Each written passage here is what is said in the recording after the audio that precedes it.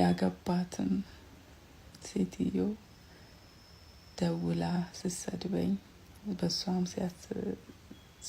እሱ እንግዲህ እንትን ብሏትም ሊሆን ይችላል ስትሰድበኝ ብዙ ነገር ስደርስብኝ ዝም ያልኩት ልጆች አሉኝ ለልጆቼ ልኖር ብዬ ነው።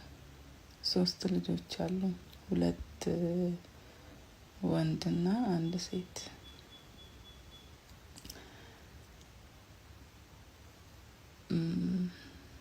እንግዲህ እኔ ባል ነው ብዬ